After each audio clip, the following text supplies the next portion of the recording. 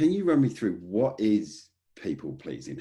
What are the mechanics and dynamics? How does it come about and how does it play out? In order to crack the code on codependency, we really have to look at all of what that means. We are not at the polar opposite end of a spectrum to narcissists as codependents. We are more a mirror image, a symmetrical mirror image to narcissists. Right.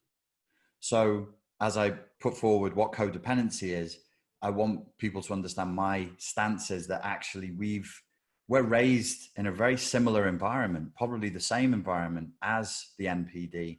It's just our response to it is different.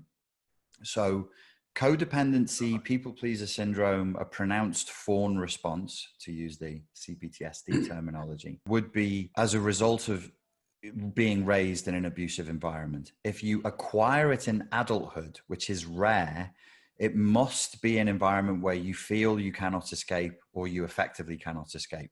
So an abusive relationship can do this, but you must be living with the person. Being stuck in a prison, being stuck in an institution, being stuck in boarding school, as we both were, both of these can do this.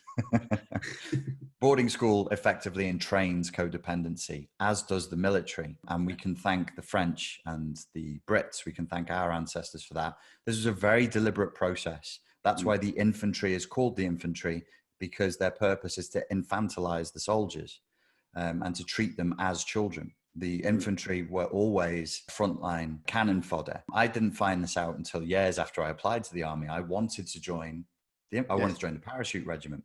Yeah. And I realized years later that actually that was an extension of my abusive childhood environment and then boarding school and then my private school education, all of which is there to break the child's spirit and to make you codependent on higher authority. It's extremely cruel, very overt. I mean, there isn't really much effort to hide it because they don't need to hide it, because who are they going to get in trouble with? Nobody's going to tell them off.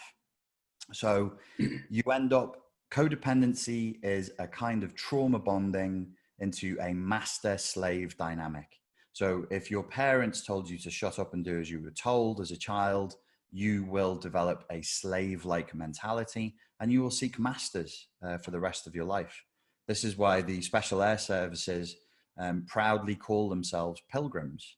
You know, they're pilgrims seeking a master. It's based on a poem. And I've discussed this with Special Forces guys. I'm like, do you realize the brainwashing? And they're like, yep, yep.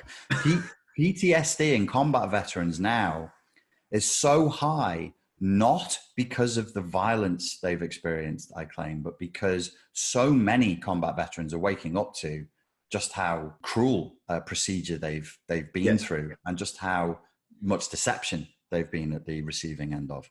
So that's a way of entraining codependency.